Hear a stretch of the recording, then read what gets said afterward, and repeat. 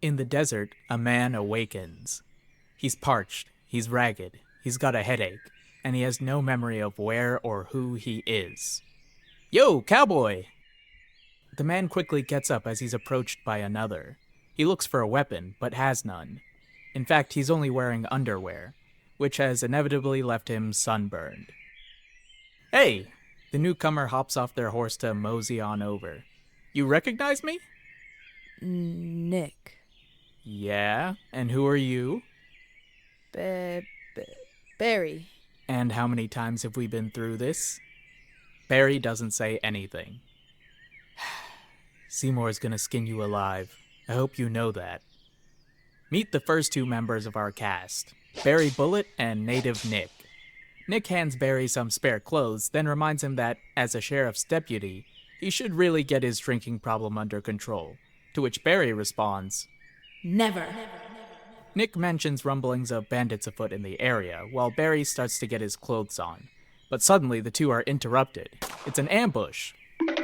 Nick and a disoriented Barry face off against a few outlaws, and we get an idea for our hero's skill levels. Whereas Nick is decent but cautious with his rifle, a half-naked Barry is a daredevil and crack shot with his revolver. Together the pair manage to pick off their foes without incurring any injuries. Ooh, free clothes. After a costume change, our duo mount up and head out, and we learn a little more about them and their world. Barry and Nick live in a small settlement called Livewood, which is a frontier town occupied by a dozen or so families. While Nick grew up in the area, Barry is just a year and a half out from his arrival, after escaping gambling debts back east. Our plucky heroes serve as deputies under Sheriff Seymour.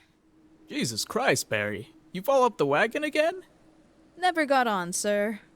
You're a real piece of work. What are you wearing? No, shut up. Just get in uniform. There's been a murder, so y'all meet Doc on the south side and figure it out. Our pair head out, but on the way they're met by another face, Sally Simmons.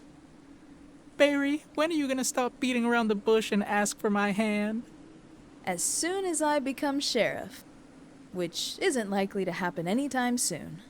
Nick and Barry discuss Barry's love life, or lack thereof.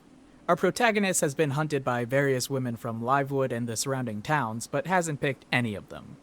You know, one day Sally or another of these ladies is gonna make an honest man out of you. Maybe on my darkest day, old chap. But not today. We meet the dead body our duo have a date with, and a live body belonging to Doc Danson. Good God, Doc. Are you drunk already? It's not even high noon. Don't judge me. My brother does some of his best work under the influence, as do I. Now, what's all this then? Well, this poor sop's probably been here a day or two. Based on my expertise, looks like something sucked him bone dry. Ugh, lucky. What could have done that, Doc? I don't know. A coyote? Nick spots tracks leading away from the body. So begins the trio's hunt, with them tracing the evidence away from town. Nick finds remnants from camps that he thinks belongs to bandits. Doc finds strange dried fluids he's never seen before, leading him to believe some weird animal is afoot, like a big scorpion or something. Barry finds new shoes. But eventually the trail goes cold, leaving the mystery unsolved. So Barry suggests heading back for some liquid refreshment. Doc agrees, and Nick is outvoted. No refreshment is to be had, though, as Sheriff Seymour orders our heroes to help Sally by boarding up her home's broken windows. After all, Barry's the one who accidentally shot her window out. Day turns to night, and with night comes conflict. Nick spots a gang of outlaws riding towards town, so our cast prep for battle, recruiting anyone and everyone brave enough to pick up a gun. When the bandits arrive, they call out that they're here for revenge. After all, their men have been dropping like flies these past few days, with barely a trace of them even left behind. So, Sheriff Seymour decides to negotiate. This is clearly a misunderstanding. If we just... Bang bang! A gunfight breaks out. Sally takes up a rifle and proves herself to be a skilled shooter. She and Barry protect Nick while he hauls a wounded Seymour over to Doc, who tends to the sheriff. The skirmish rages on until... What is that? It's beautiful. Do you think it's peaceful? What was once a classic siege turns into a chaotic mess as the townsfolk fend off both panicking bandits and a rampaging metal monster. As things go south, the bandits retreat into the wilds.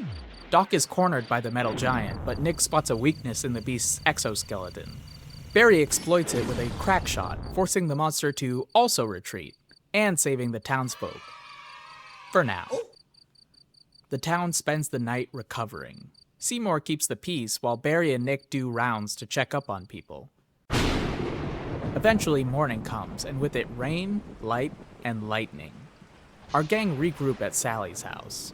Doc fixes up Patience while the cast comes to the conclusion and discusses the fact that they just met a real-life alien. What does it want? Us dead, apparently. But why? Who cares why? If that dashingly handsome alien wants us dead, then I want him dead. No questions asked. Handsome? How do you even know it's a man? I propose an expedition. A quest, I say, to hunt down the sexy alien and bring him to justice. We should pay a visit to our good old friend, Crazy Casey. No! The debate is cut short, though, by a sound. That window repair y'all did will hold, right? Well... Monsters break through the poorly boarded window and attack, eating every unnamed extra they can get their grubby little mitts on. Our heroes fight, then flee into the streets along with the rest of the townsfolk, using the open space to gun down the horde of star creatures. When all is said and done, Livewood's populace has been cut in half, leaving the remainder to pick up the pieces. We need to restore order, y'all. No. No more order. The expedition begins now. After some debate, the town splits up. Those who can fight go with our gang, led by Sheriff Seymour, to visit Crazy Casey in hopes of learning about what's going on. And those who can't fight trek to the nearest town. Second group gets eaten almost immediately, though, just FYI. We follow our heroes as they venture into the wilderness, and see that, despite their flagging morale, they're willing to follow Sheriff Seymour and see this affair handled. Seymour tells Barry that he's likely going to retire soon, which excites Sally due to the promise of a wedding to follow shortly after. In response, Barry recommends Nick for the role of sheriff instead of him. Eventually, the party does in fact reach the remote house of one Crazy Casey. And, after circumnavigating his series of traps, the cast gets the rundown from him. He believes the alien visited Earth to undertake a hunt. Not for sustenance, as Nick guessed, but for fun. Ah, a man of adventure. Unsurprising. Not now, idiot. Anyway, Casey believes that aliens like the one our cast now faces visit planets and select natives as victims to hunt for sport. It then uses advanced technology to wipe the memories of any non-targets who see and escape its clutches. Our heroes chase the alien as it absconds with Casey, but they can't keep up. Fortunately, Nick is able to track the creature, so the journey continues, plunging our dwindling cast deeper into the wilds, until they reach a canyon and prepare for battle. The alien has beasties guarding what is presumably its lair, so our heroes devise a plan of attack. Seymour gives a rousing speech while Doc, Barry, Nick, and Sally share a drink. Then the siege begins. Seymour and Sally lure the beasties out into the canyon to fight, while the rest of our cast and some red shirts sneak into the alien lair with dynamite to blow it to Kingdom Come. As a reward for his bravery, Seymour is ripped to shreds. Inside the lair, the red shirts get got too, while our heroes search for some sort of engine or core they can blow up. Then they eventually find it, beginning to set charges. Until suddenly, upon stumbling over a device, Barry has a revelation. Oh my god! I remember! He wasn't just drunk the night before Nick found him. He was abducted. Or rather, left town. After going out to take a piss, he encountered the alien. But it wasn't hostile. It was charming. The two had a whirlwind night of drinking and romance, ending only when Barry shambled out to take a piss. During that stroll, he stumbled upon a memory zapping device the alien had shown him earlier and accidentally shot himself in the face with it. leading to him wandering out into the wilds until Nick eventually found him. What? The alien is upon us. After offing Nick, it uses hit-and-run tactics, hounding Doc and Barry. How could you, Plurglurg? I thought we shared something special! From the shadows, the alien laughs. Foolish Earthling, you are nothing more than a booty call. During the battle, Doc is injured. Barry tends to him, but the wound is mortal. Dylan, no. It's alright, Barry. I've got Lady Whiskey with me, and a whole lot of dynamite. What's that thing you always say? Oh, right. Bang, bang. Hey, I'm still alive. Barry runs, escaping the lair just as his brother's blast collapses it from within. Then he discovers that the canyon battle is over. The humans won. Kinda. Sally is the sole survivor, although she's out of commission. Since Seymour is mincemeat though, and Nick has been charbroiled just right, Barry is technically the new sheriff of Livewood. Plurglurg! Barry hunts down the alien, confronting it as the sun rises, and we witness the final showdown.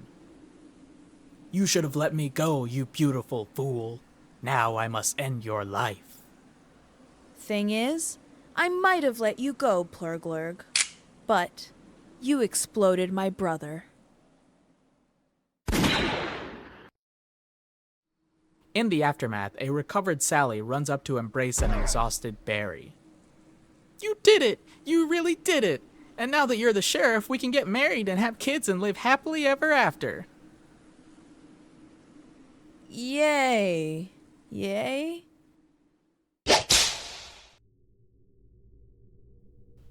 In space, far from our planet, we enter a ship to see its crew. Aliens watch drone footage of Plurglurg getting shot. They've watched everything. And now that they know everything, their leader speaks a 5-word command. Set course for Earth. Y'all. I could yap ad nauseum about how this film has themes and characters that are whack, but let me save your time and mine. This movie's cardinal sin is that it's boring, which is kind of a remarkable feat. I mean, a similar premise was executed in Alien v Ninja with a fraction of the budget, and that movie is lit AF, as the children say. Whereas this is... boring, yawning, sloppy, lazy. However, in the spirit of fairness, I will give this movie credit for one thing. The kid from Avatar is in this, and seeing him reminded me of how funny that movie is. Anyway, that's all for this one. Like and subscribe, because I've got more rewrites, fixes, and essays in the works. And speaking of, for my next rewrite...